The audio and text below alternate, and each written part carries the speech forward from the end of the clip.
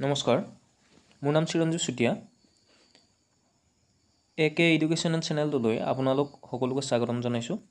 আজি আমি আলোচনা কৰিম দশম শ্ৰেণীৰ সমাজ বিজ্ঞানৰ মহাত্মা গান্ধী আৰু ভাৰতৰ স্বাধীনতা সংগ্ৰাম নামৰ অধ্যায়টোৰ। ইয়াৰ আগতে আমি প্ৰথম অধ্যায়টোৰ বিষয়ে আলোচনা কৰি ভিডিঅ' বনাইছোঁ আৰু আমি এনেদৰেই সম্পূৰ্ণ বিজ্ঞানৰ কিতাপখনৰ প্ৰতিটো অধ্যায়ৰ মূল প্ৰশ্নসমূহ আলোচনা কৰিম। লগতে আমি জনাই থৈছোঁ যে এই চেনেলটোতে আমি গণিত, ৰিজনিং, সাধাৰণ জ্ঞান আৰু ইংলিছ গ্ৰামাৰ সম্পৰ্কেও ভিডিঅ' আগবঢ়াম, যিয়ে আপোনালোকক যিকোনো এক্সামত উত্তীৰ্ণ হ'বলৈ সহায় কৰিব। তেনেহ'লে ব'লক আজি আমি আমাৰ মহাত্মা গান্ধী আৰু ভাৰতৰ স্বাধীনতা সংগ্ৰাম অধ্যায়টোৰ প্ৰশ্নসমূহ আলোচনা কৰোঁ। প্ৰশ্ন নম্বৰ 1, সত্যাগ্ৰহৰ কৌশল গান্ধীয়ে কোন দেশত প্ৰথমতে প্ৰয়োগ কৰিছিল? আৰু ইয়াৰ শুদ্ধ উত্তৰটো হৈছে দক্ষিণ আফ্ৰিকাত। প্ৰশ্ন নম্বৰ 2, চৌৰি চৌৰাৰ ঘটনা কেতিয়া সংঘটিত হৈছিল? আৰু ইয়াৰ শুদ্ধ উত্তৰটো হৈছে 1922 চনৰ 5 ফেব্ৰুৱাৰী তাৰিখে।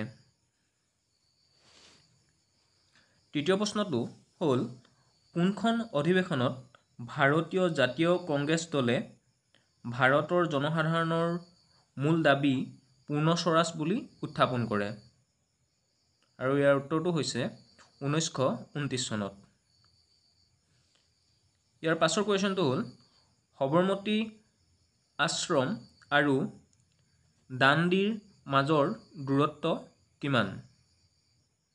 আমি সকলোৱে জানো যে মহাত্মা গান্ধীয়ে লোণ আইন ভংগ কৰিবৰ বাবে দাণ্ডিলৈ যাত্ৰা কৰিছিল আৰু সবৰমতী আশ্ৰম আছিল মহাত্মা গান্ধীৰ দ্বাৰা প্ৰতিস্থাপিত এখন আশ্ৰম।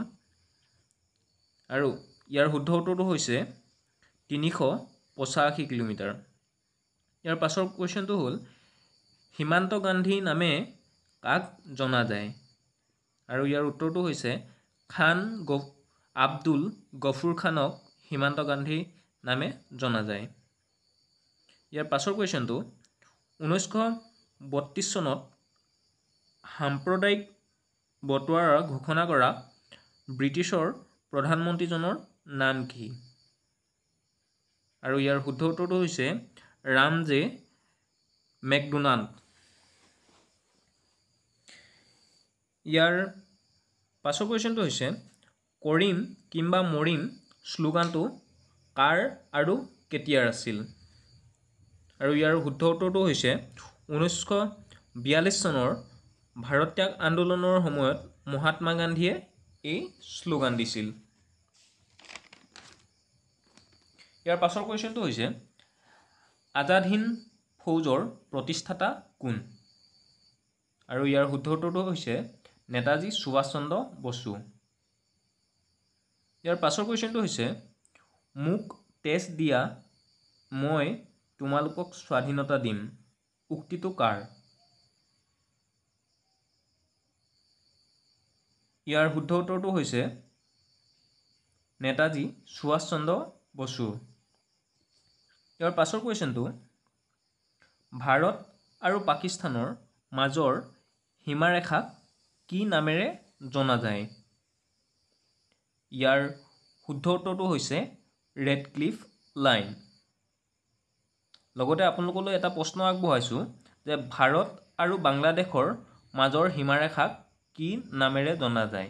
উত্তৰটো আমাৰ কমেণ্ট বক্সত কমেণ্ট কৰি জনাবলৈ নাপাহৰিব।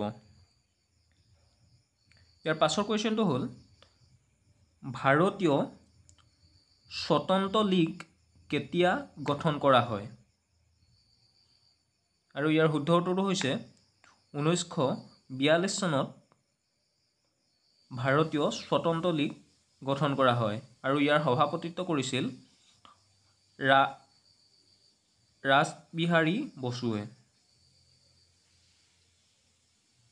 ইয়াৰ পাছৰ কুৱেশ্যনটো হ'ল, জালিয়ানৱালাবাগৰ হত্যাকাণ্ড কেতিয়া হৈছিল? জালিয়ানৱালাবাগৰ হত্যাকাণ্ড কেতিয়া হৈছিল? ইয়াৰ শুদ্ধ উত্তৰটো হৈছে 1919 চনৰ 13 এপ্ৰিলত। ইয়াৰ পাছৰ কুৱেশ্যনটো হ'ল দ্বিতীয় ঘূৰণীয়া মেচ মেল কেতিয়া আৰু ক'ত অনুষ্ঠিত হৈছিল? ইয়াৰ শুদ্ধ উত্তৰটো হ'ল 1931 চনত লণ্ডনত দ্বিতীয় ঘূৰণীয়া মেচ মেল অনুষ্ঠিত হৈছিল। আৰু ইয়াৰ লগতে আমি জানি থওঁ যে 1931 চনত লণ্ডনত হোৱা দ্বিতীয় ঘূৰণীয়া মেচ মেলত ভাৰতৰ হৈ প্ৰতিনিধিত্ব কৰিছিল ভাৰতৰ মহাত্মা গান্ধীয়ে। ইয়াৰ পাছৰ কুৱেশ্যনটো হ'ল প্ৰথম বিশ্বযুদ্ধ কেতিয়া আৰম্ভ হৈছিল? আৰু ইয়াৰ শুদ্ধ উত্তৰটো হৈছে 1914 চনত প্ৰথম বিশ্বযুদ্ধ আৰম্ভ হৈছিল। ইয়াৰ পাছৰ কুৱেশ্যনটো হ'ল মহাত্মা গান্ধীয়ে কেতিয়া বেৰিষ্টাৰ উপাধি লাভ কৰিছিল? আৰু ইয়াৰ শুদ্ধ উত্তৰটো হৈছে 1891 চনত মহাত্মা গান্ধীয়ে বেৰিষ্টাৰ উপাধি লাভ কৰিছিল। ইয়াৰ পাছৰ আৰু আজিৰ আমাৰ অন্তিম কুৱেশ্যনটো হৈছে কোন ঠাইক আগষ্ট ক্ৰান্তি মৈদাম বুলি কোৱা হয়? কোন ঠাইক আগষ্ট ক্ৰান্তি মৈদাম বুলি কোৱা হয়? আৰু ইয়াৰ শুদ্ধ উত্তৰটো হৈছে মুম্বাইৰ গোৱালিয়া ট্ৰেংকক আগষ্টৰ ক্ৰান্তি মৈদাম বুলি জনা যায়। বন্ধুসকল, যদি আমাৰ ভিডিঅ'টো আপোনালোকে ভাল পাইছে তেনেহ'লে লাইক কৰিব নাপাহৰিব আৰু আপোনাৰ বন্ধু বান্ধৱীক শ্বেয়াৰ কৰিব। লগতে আমাৰ চেনেলটো ছাবস্ক্ৰাইব কৰিব এনেধৰণৰ সকলো আপডেটৰ কাৰণে প্ৰথমে যাতে আপোনালোকে লাভ কৰে। লগতে বেল আইকনটো দবাই দিবলৈ